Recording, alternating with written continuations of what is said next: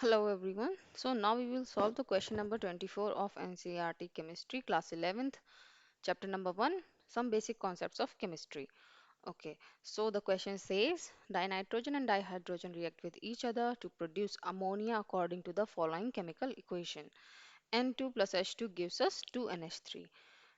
Point number one, calculate the mass of ammonia produced if 2.00 multiply 10 raised to power 3 gram of dinitrogen react with 1.00 multiply 10 raised to power 3 gram of dihydrogen. Point number two, will any of the two reactants remain unreacted? Point number three, if yes, which one and what would be its mass?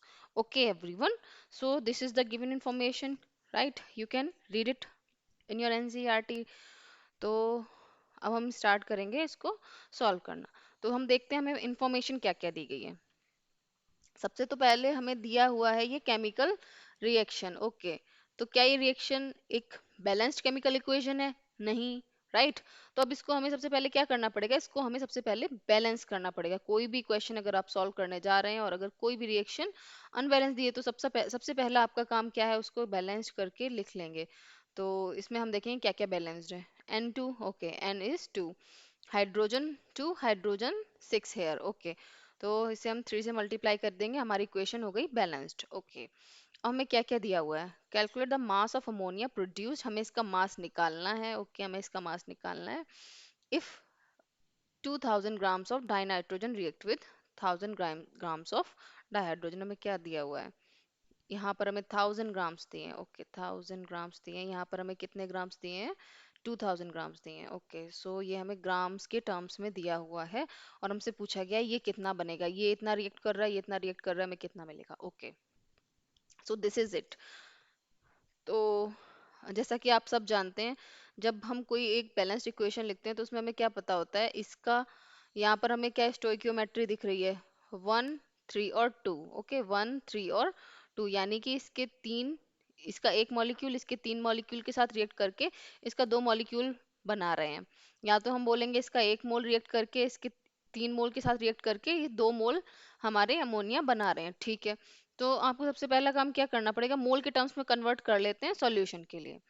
तो ठीक है, moles कैसे निकालेंगे इसके, ammonia के moles कैसे निकालेंगे, तो हमें जो भी ग्राम मास दिया है उसको हम मोलर मास से डिवाइड कर लेंगे तो हमें नंबर ऑफ मोल्स मिल जाएंगे। मोलर मास कितना होगा, नाइट्रोजन का एटॉमिक मास कितना है, 14 है, तो मॉलिक्यूलर मास कितना हो गया, N2 का मास कितना हो गया, 28।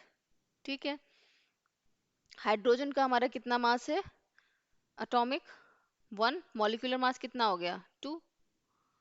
ठीक है, तो इसके इतने मोल्स हमें दिए हुए हैं, इसके इतने मोल्स दिए हुए हैं, और हमें इसके कितने मोल्स मिलने वाले हैं, इसके हमें, वो हमें पता चल जाएगा इस रिएक्शन से। ठीक है, तो हम इसको सॉल्व कर लेते हैं, देखते हैं क्या आंसर आएगा हमारा। ओके, तो इसके हमें दिए हुए हैं 71.4285, इतने मोल्स दिए हुए हैं। ठीक है, और इसके हमारे कितने मोल्स हो गए, 500 मोल्स हो गए। ठीक, अब हम हमने रिएक्शन में क्या सीखा था कि ये हमारा एक मोल इसके तीन मोल से रिएक्शन कर रहा है, तो 71 मोल्स कितने मोल से रिएक्शन करेंगे, 71 मल्टीप्लाई 3 टाइम्स, राइट।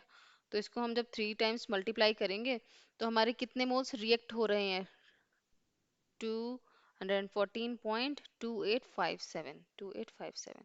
ओके, तो इतने मोल्स हमारे, जब ये हमारे पास इतने मोल्स होंगे इसके नाइट्रोजन के, तो ये कितने मोल्स के साथ रिएक्ट करेंगे हमारे हाइड्रोजन के, इतने मोल्स के साथ, क्योंकि हमें क्या पता था कि एक मोल तीन मोल के साथ रिएक्ट करता है, और दो मोल होते तो छह मोल के साथ रिएक्ट करते, तीन होते तो कितने के साथ रिएक्ट करते। ओके, तो वो आप निकाल लेंगे, 9 मोल के साथ रिएक्ट करते हैं, मतलब 3 टाइम्स आपको करना पड़ेगा। तो अगर 71 है तो 71 multiply 71.4285 multiply 3 is equal to this much. तो यहाँ से हमें निकल के आया कि इतने मोल्स हमारे इतने मोल्स के साथ रिएक्ट करेंगे। ओके, तो कितने अनरिएक्टेड मोल्स बच गए, ठीक है, तो 500 में से हम इतने माइनस कर देंगे, उतने अनरिएक्टेड बचेंगे। ठीक है, उसको भी हम सॉल्व करके लिख लेते हैं।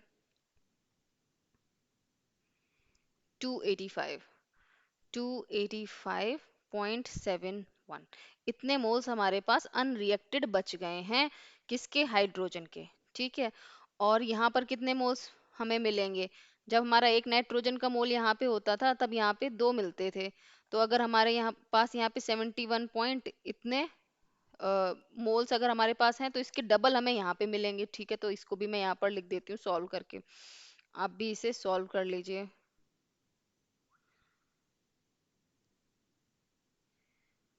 तो हमें मिलेंगे 142.857 मोल्स।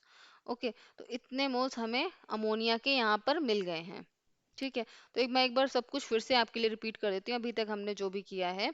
तो हमने सबसे पहले स्टार्ट किया अनबैलेंस्ड इक्वेशन से। सबसे पहले हमने उसको एक बैलेंस्ड केमिकल इक्वेशन के फॉर्म में लिखा। फिर हमको क्या पता चला, हमको पता चला कि इसका 1 मोल इसके 3 मोल के साथ रिएक्ट करता है और हमें 2 मोल अमोनिया का मिल जाता है। स्टार्टिंग वेट हमें कितना दिया था, इतने ग्राम्स दिया था और इतने ग्राम्स दिया था। तो अब ग्राम्स में तो हम कभी किसी इक्वेशन को सॉल्व करते ही नहीं। कभी भी आपको ग्राम दिया हो तो कभी भी आप उसको केमिकल रिएक्शन में डाल के नहीं बता सकते कि कितना प्रोडक्ट बनेगा। ठीक है, तो ग्राम अगर दिए हैं तो आपको सॉल्यूशन के लिए क्या करना पड़ेगा, आपको सॉल्यूशन के लिए उसे मोल्स में कन्वर्ट करना पड़ेगा। रिएक्शन तो आपको पता है मोल्स में ही जाएगी। तो हमने सीधे सीधे नंबर ऑफ मोल्स निकाल लिए। इसके मोल्स निकल के आए 71। ठीक है, इसकी मोल निकल के आए 500। हमें रेशियो क्या पता था, रेशियो में ही रिएक्शन जाएगी। रेशियो क्या है रिएक्शन का, 1:3। रिएक्शन रिएक्टेंट का है और प्रोडक्ट हमें कितना मिल रहा है, 2 के रेशियो में मिल रहा है। तो रिएक्शन हमारी इस रेशियो में जा रही है। अगर ये 1 है तो ये 3 होगा, यानी कि 3 गुना हमें हाइड्रोजन 3 गुनी लग रही है हमारे नाइट्रोजन के कंपैरिजन में। तो नाइट्रोजन अगर हमारे पास 71 है, 71.4285 है अगर, तो उसके कंपैरिजन में हाइड्रोजन कितनी होगी, 3 गुनी। तो हमने 3 गुनी उसकी हाइड्रोजन की वैल्यू कितनी हुई, इतनी। यानी कि इतने मोल्स हमारे रिएक्शन में पार्टिसिपेट करेंगे।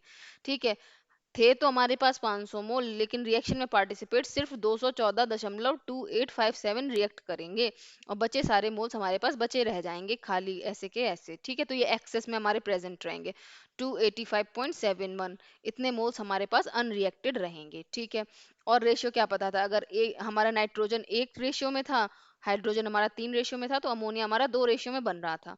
तो हमारे पास अगर 71 मोल्स इसके हैं और इसके 214 मोल्स हैं, तो इसके मोल्स कितने निकल के आएंगे, वो हमें निकालने के लिए 71 को हमने 2 से मल्टीप्लाई कर लिया, क्योंकि ये 1 था तो ये 2 था। ठीक है, तो ये रेशियो रहेगा। तो हमने क्या किया, इसको हम 71 था तो 71 का डबल हमने यहाँ पर कर दिया। तो ये हमने एंटायर वैल्यू का डबल किया तो हमारे पास इतने मोल्स आ गए हैं। तो अब हमारे पास इतने मोल्स किसके प्रेजेंट है, अमोनिया के। ठीक है, अब हमसे देखते हैं क्वेश्चन में क्या पूछा है। Calculate the mass of ammonia produced if this many dinitrogen react with this many dihydrogen. ठीक है, तो एंटायर रिएक्शन से हमें कितने मास मिल रहा है क्या, अमोनिया का। ठीक है, तो हमसे क्या पूछा गया, मास पूछा गया, नंबर ऑफ मोल्स नहीं पूछे गए। ठीक है, हमने entire reaction number of moles के टर्म्स में इजीली सॉल्व कर ली, क्योंकि वही सिंपलेस्ट होता है। उसके बाद हम क्या निकाल के रख देंगे, हम मास निकाल के रख देंगे। तो अमोनिया का मास कितना होता है, एक नाइट्रोजन है, एक नाइट्रोजन का मास कितना है 14 और 3 हाइड्रोजन है। ठीक है, तो मास कितना हो गया 17। ठीक है, तो ये मास हो गया हमारे 1 मोल का। ठीक है, 1 मोल का इतने ग्राम मास है, हमारे पास इतने सारे मोल्स हैं, तो कंप्लीट मास कितना हो गया, मल्टीप्लाई 17। तो हमारे पास कितना मास निकल के आ जाएगा, सॉरी यहाँ पर, हाँ okay. So this is the entire sum. इसको हम सॉल्व कर देंगे तो हमारा ग्राम में मास आ जाएगा। तो मैं क्विकली इसको सॉल्व कर देती हूँ and then I will write the answer. ठीक है, तो आंसर आ गया हमारे पास 2428.569। ओके, सो ग्राम्स। तो ये ग्राम्स में हमारा आंसर आ गया। हमने अपना पहला पॉइंट सॉल्व कर लिया। मैं फिर से बता देती हूँ, अनबैलेंस्ड इक्वेशन को पहले हमने बैलेंस्ड इक्वेशन बनाया, फिर हमने रेशियो देख लिया कि किस रेशियो में रिएक्शन जा रही है। रिएक्टेंट का रेशियो था नाइट्रोजन टू हाइड्रोजन 1:3 और प्रोडक्ट का रेशियो था 2। यानी कि 1 मोल जब हम नाइट्रोजन का लेंगे, 3 मोल हमें हाइड्रोजन का लेना पड़ेगा और 2 मोल हमारा अमोनिया बन जाएगा। तो हमने देखा हमें वेट दिया हुआ था ग्राम में रिएक्टेंट्स का। तो ग्राम का हम क्या करेंगे, हमें तो मोल के टर्म्स में पता होती है रिएक्शन का रेशियो, तो हम इनको तुरंत मोल्स में कन्वर्ट कर लेंगे। मोल में कन्वर्ट करने के लिए क्या करते हैं, gram mass divided by molar mass. Molar mass हमारा नाइट्रोजन का कितना होगा, 28 होगा। 14 + 14 दो नाइट्रोजन के एटम्स प्रेजेंट है, तो 14 + 14 = 28 हो जाएगा। तो 2000 को हमने तुरंत 28 से डिवाइड किया। और हाइड्रोजन का मास कितना है, 1 + 1। एक हाइड्रोजन के एटम का मास कितना है, 1। दो हाइड्रोजन के एटम्स का मास कितना हो गया, 1 + 1 यानी कि 2। तो हमने 1000 को 2 से डिवाइड कर लिया, तो हमें क्या पता चल गया, दोनों के इंडिविजुअल नंबर ऑफ मोल्स पता चल गए। हमारे पास नाइट्रोजन के कितने हैं 71 और हमारे पास हाइड्रोजन के कितने हैं 500। अच्छा, और रिएक्शन का रेशियो क्या था 1:3, यानी कि हमारे 71 हमारा कितने मोल के साथ रिएक्ट करेगा 214 मोल्स के साथ रिएक्ट करेगा, बच्चे सारे मोल्स अनरिएक्टेड रह जाएंगे किसके, हाइड्रोजन के। हाइड्रोजन हमारा एक्सेस में प्रेजेंट है। कैसे पता चला एक्सेस में प्रेजेंट है? इस तरीके से पता चला कि हमारे रिएक्शन के अंदर जाने के लिए कितने चाहिए थे, ओनली 214। एक्चुअल में कितने प्रेजेंट थे 500, यानी कि जो प्रेजेंट थे वो ज्यादा थे रिक्वायरमेंट से, इसलिए हमने कह दिया वो एक्सेस में प्रेजेंट है। तो हमें एक्सेस में कितने प्रेजेंट है कैसे निकालेंगे, हमने 500 जो कि हमें हमें पता था कि टोटल 500 प्रेजेंट है, उसमें से हमने वो माइनस कर दिए जो कि रिएक्शन में जाने वाले थे, ठीक है।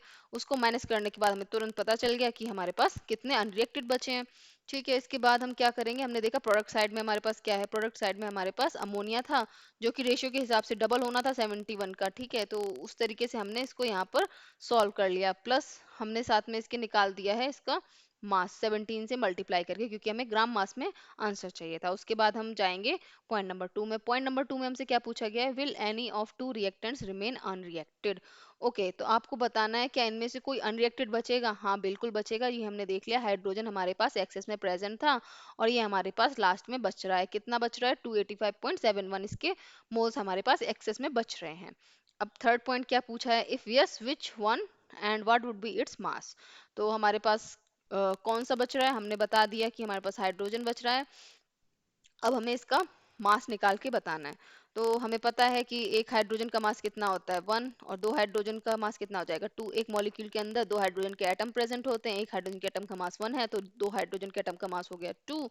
तो अब हम इसे 2 से मल्टीप्लाई कर देंगे और हमें हमारा आंसर मिल जाएगा। तो इसे हम क्विकली 2 से मल्टीप्लाई करके देख लेते हैं, let us go and find out. So the answer is 571। Okay, इसको जैसे ही हम सॉल्व करेंगे 2 से मल्टीप्लाई करेंगे तो हमारा आंसर आ जाएगा 571.42। ओके, तो ये रहा हमारा final answer. Okay, so I hope ये आपको अच्छे से समझ में आ गया होगा। मैंने आपको इसे बीच बीच में कई बार रिवाइज भी कर दिया है। इन केस फिर भी आपके पास कोई डाउट्स हो तो you can leave it in the comment box below. I will be more than happy to solve them for you. Hope to see you for the next question. Okay, till then, take care.